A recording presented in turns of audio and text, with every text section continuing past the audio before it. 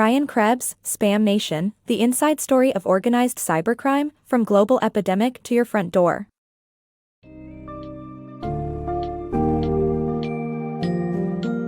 In a world where spam emails flood our inboxes daily, it's essential to understand where they come from and their potential impact on our lives.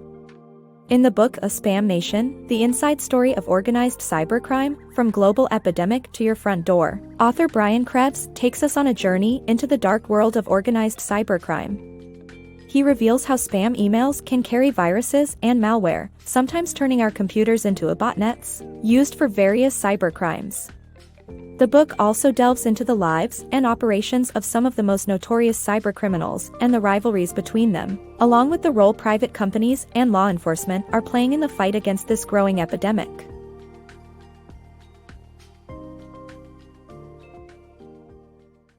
The dark world of spam. Spam emails are not just annoying promotions, but a massive industry that poses a serious threat to our safety online. Spam can contain malware and viruses that infect our computers, turning them into weapons for cybercriminals to carry out DDoS attacks or extortion schemes. McAfee discovered 14 million new malware viruses during the first quarter of 2013, and antivirus companies deal with 82,000 new malware variants via spam emails daily.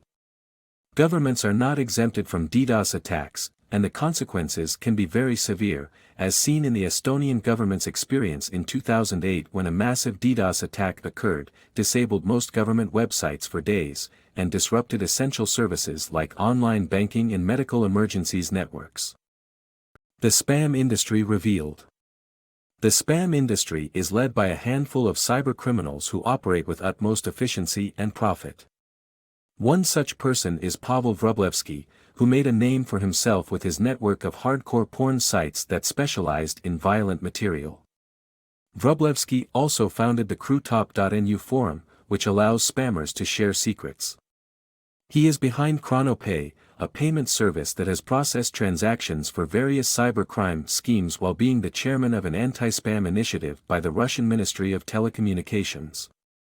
The spam industry also relies on partnerships or partnerkas to create stable and profitable networks, with RX Promotion being a major player founded by Wrublewski and Yuri Kabyenkov, which set up illegal online pharmacies. However, after Wrublewski's arrest in 2011, these illegal networks fell apart rapidly, resulting in a 60% drop in reported fake antivirus software problems. The cybercriminals behind global spam. Uncover the masterminds and botnets responsible for the overwhelming amount of spam in circulation, including Russian cybercriminals Google and Cosma.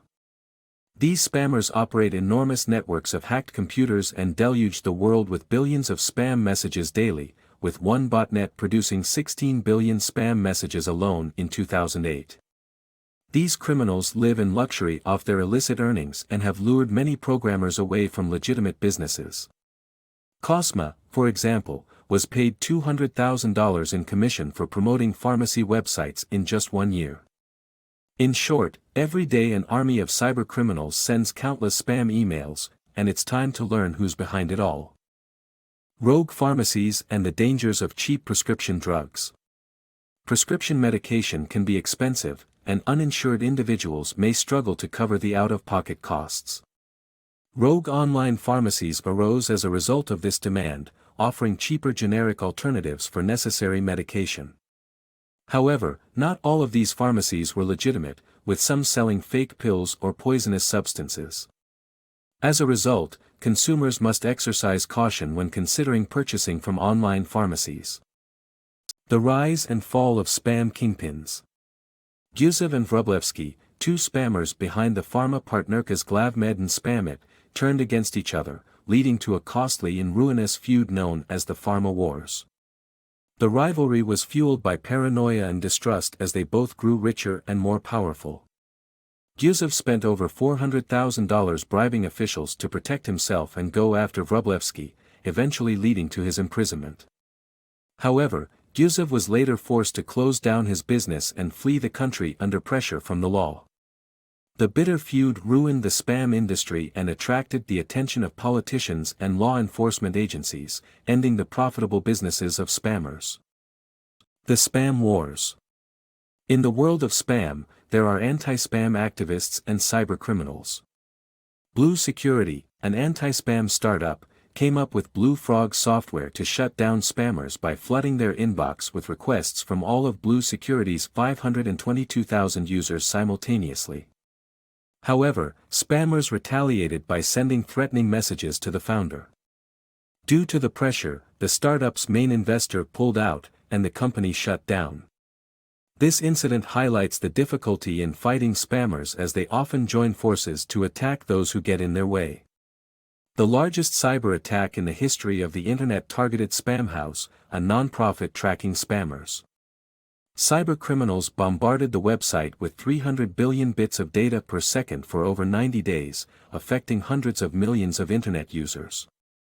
A 35-year-old man from Holland, Sven Olaf Campius, was later arrested in Spain for coordinating the attack. The battle against spam continues. Private companies' important role in fighting cybercrime. Private companies have a crucial role to play in combating spam and cybercrime alongside the government. Credit card companies have implemented specific protocols to protect themselves and customers from cybercrime. For instance, Visa introduced changes to regulations regarding the sale of pharmaceutical-related products, requiring high-risk firms to have a good risk management score and $100 million in equity. Additionally, illegal online activities face punishment, such as domain registrar's domains shut down in 2008 after its CEO was convicted of fraud and money laundering. Consequently, registrars now screen potential customers more stringently. Similarly, Google was fined $500 million in 2011 for allegedly allowing rogue pharmacies to advertise their products, a penalty calculated based on the profits Google earned from the ads. Companies' efforts to prohibit illicit businesses and activities online has resulted in successful outcomes against cybercrime. Emerging cybercrime threats. Cybercriminals continue to evolve their tactics and are always one step ahead of the law. While tighter regulations have effectively reduced the fake antivirus software industry, a new threat has emerged: ransomware. Victims receive messages claiming that they have committed a crime and must pay a fine to avoid prosecution. The victim's computer is then locked, and the files encrypted, making it impossible to access until the ransom is paid. Botnets have also become more malicious and now spread malware to harvest sensitive information, targeting small and mid-sized companies that handle financial transactions. Cybercriminals can then make payments to their own accounts or sell the information to others. It is essential to remain vigilant and stay informed about the latest cyber threats to protect yourself and your organization.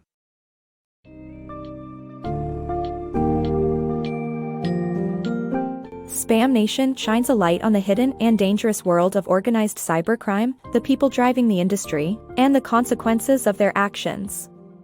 Throughout the book, we learn about the vast scale of the spam industry, the personal stories of top cybercriminals, the growth of online rogue pharmacies, and the escalating battle to combat these cybercriminals. The book illustrates the importance of staying vigilant, as well as the efforts of private companies and law enforcement agencies in counteracting cybercrime. In a time when cybersecurity is becoming even more crucial, understanding this dark underworld can help us protect ourselves and our online presence.